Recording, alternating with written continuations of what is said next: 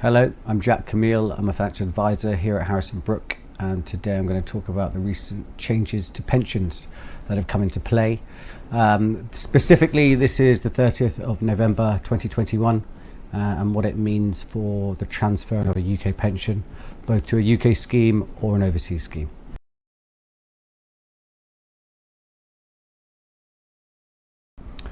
In short, for anyone wanting to transfer their pension, so that's a personal pension or occupational scheme, you will now need to meet certain criteria for your seeding scheme, your current scheme, to allow the transfer to proceed. If that criteria has not been met, then they now have the right to actually stop the transfer. Transferring to a recognised overseas pension scheme, if you're not tax resident in the country where the scheme is held, so let's for example take Malta and you being a resident here in France, this will automatically go down as an amber flag event. On this basis, you would need to speak to MoneyHelper and discuss with them your position and then revert back to the seeding scheme. So initially unregulated or high risk investments. Secondly, overseas investments, and lastly, opaque charging structures, high ongoing costs of the receiving scheme. So in reality, you've got two options when transferring out of a UK scheme. You've got an international SIPP, so that is a UK SIPP for non-residents, and then you've got a CUROPS or a ROPS, that's a qualifying recognised overseas pension scheme.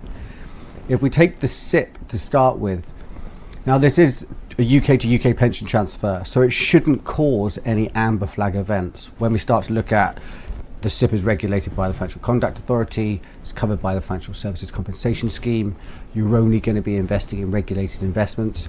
However, from experience, they are still raising flags on this. So I think it's important to acknowledge it's one thing theoretically and another thing in practice, and it's really about working with an advisor to make sure they're aware of the little blips that can happen, and then they can liaise with the scheme to iron anything.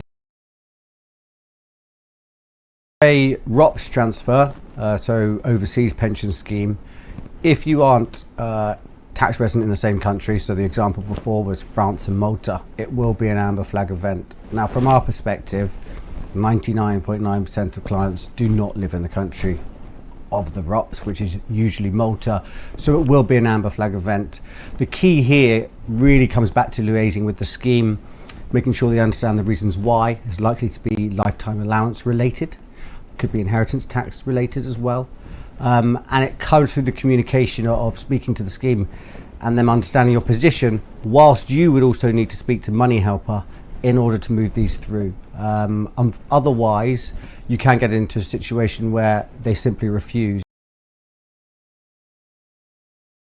In short, the changes for pension transfers is a positive.